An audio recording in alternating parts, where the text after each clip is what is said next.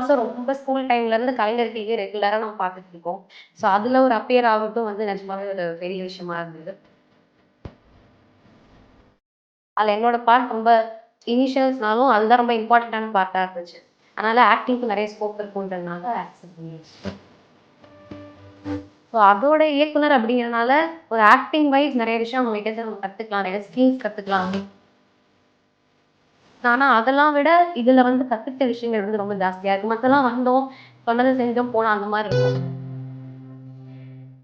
வணக்கம் மேம். வணக்கம்.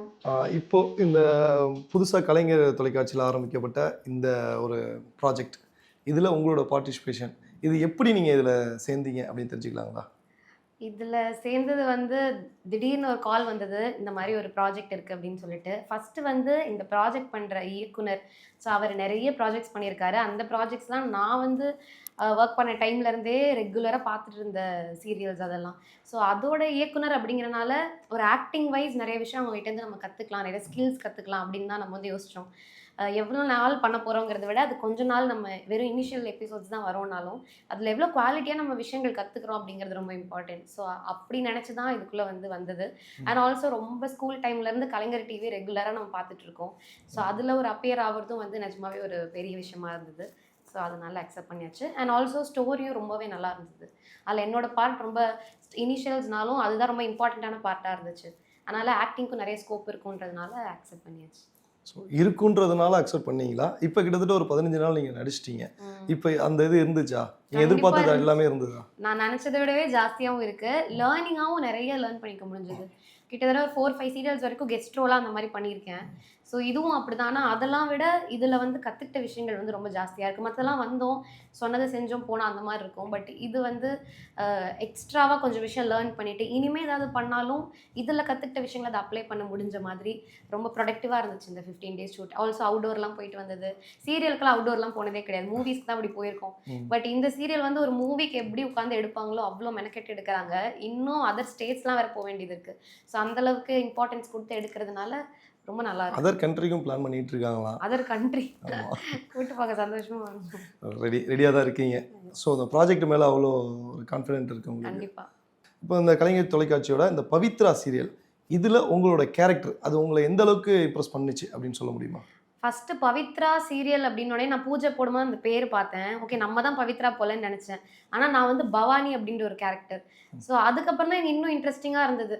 Pavithra serial name, ஆனா இந்த பவானியும் பவித்ராக்கு ஈக்குவலான ஒண்ணு. சோ இங்க இருந்து அது டிராவல் ஆகுது அப்படிங்கிற ஸ்டோரி. உங்களுக்கு அந்த இடத்துல ஒரு டிசப்பாயின்ட்மென்ட் எதுவும் தோணலையா? டிசப்பாயின்ட்மென்ட்லாம் இல்ல. இதோட தொடக்கமே நம்ம தான் அப்படிங்கிற மாதிரி இருந்துச்சு. சோ ஆடியன்ஸ் அதை பார்த்தாங்கன்னா புரிஞ்சுப்பாங்க. சோ உங்களுக்கு அப்ப தெரிஞ்சிருச்சு. கேட்றீங்க. அப்ப டைரக்டரை பார்த்து அப்ரோச் பண்ணிருக்கீங்க. சார் இது என்ன சார் அந்த மாதிரி ஏதாவது உண்டா? இல்ல நீங்களாவே வந்துக்கிட்டீங்களா? இல்ல அது மாதிரிலாம் கேட்கல. இது சொன்ன உடனே ரொம்ப நியூவா இருந்துச்சு. அதுவும் வந்து யார்ட்ட சீரியல் ரெகுலரா பண்றவங்க கிட்ட கூட இந்த கான்செப்டை சொன்னா அவங்க புதுசா பாக்குறாங்க.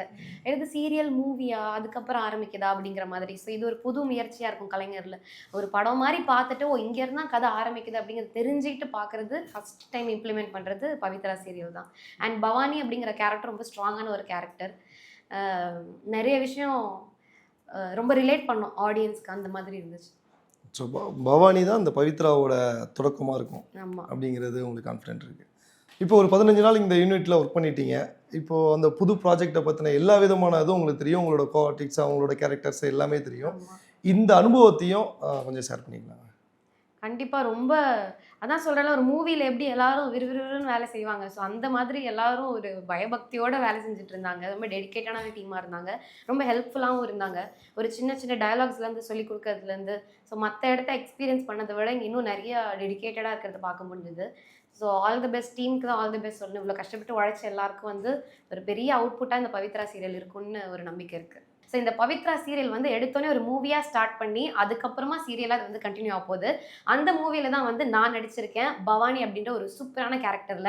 ஈவன் இந்த பவித்ரா அப்படிங்கிற டைட்டிலை கேரி பண்ணுற அந்த பர்சனோட தொடக்கமே வந்து இந்த பவானியாக தான் இருக்கும். அவ்வளோ ஒரு ஸ்ட்ராங்கான கேரக்டர் அண்ட் பார்க்கக்கூடிய எல்லா ஆடியன்ஸ்க்கும் பயங்கரமாக இது ரிலேட் ஆகிற மாதிரியான ஒரு கேரக்டராக இருக்கும். அண்ட் இந்த பவித்ரா சீரியல் நம்மளோட கலைஞர் டிவியில் வரப்போகுது. கண்டிப்பாக எல்லாரும் பார்த்து உங்களோட பேர் ஆதரவு கொடுங்க. கலைஞர் டிவி ரெகுலராகவே நிறைய ஷோஸ்க்காக நீங்கள் பார்த்துருப்பீங்க. பட் இப்போ இந்த சீரியலுக்காகவே நீங்கள் ரெகுலராக பார்க்க ஆரம்பிச்சிருவீங்க. அந்த அளவுக்கு எங்களுக்கு இந்த ப்ராஜெக்ட் மேலே பயங்கரமான கான்ஃபிடன்ஸ் இருக்குது. உங்கள் எல்லாரோட ஆதரவும் எங்களுக்கு கண்டிப்பாக தேவை.